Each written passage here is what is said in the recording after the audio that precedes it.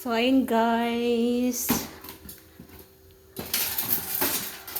Nagwawalis ako. Ayan, nagwawalis ako dito kasi hapon na, kailangan natin magwalis. Dahil nga, madumi na din ang ating sahig. So, hindi ko alam kung saan ko ilalagay yung phone. But, dito na lang. Every hapon talaga ako nagwawalis, guys.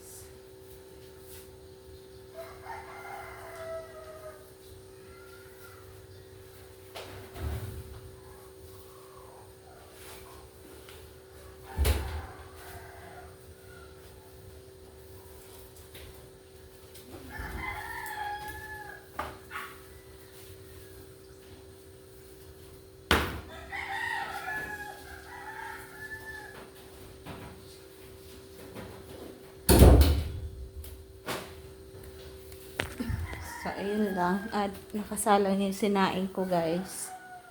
Ayun. Kapag hugas na rin ako ng plato, ilalagay ko na lang dito sa platuhan.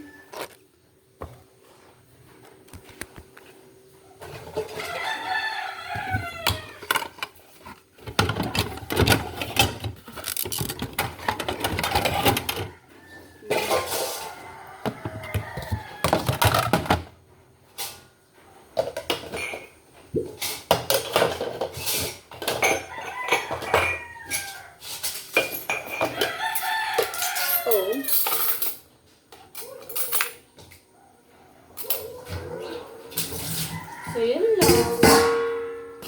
Ayan na. So, guys, ito yung platuhan namin. Ito, siyempre yung tirang kanin namin kaninang tanghali. Tubig. Ayan, lagay ng asin, asukal, kape, thermos. Ito, aming lababo. Dito na rin kami nagluluto. Ayun guys. Kwarto namin, kwarto ng anak ko. Yan. At ito yung aming munting tindahan guys. So, gumawa talaga kami ng tindahan. Swerte. Swerte po.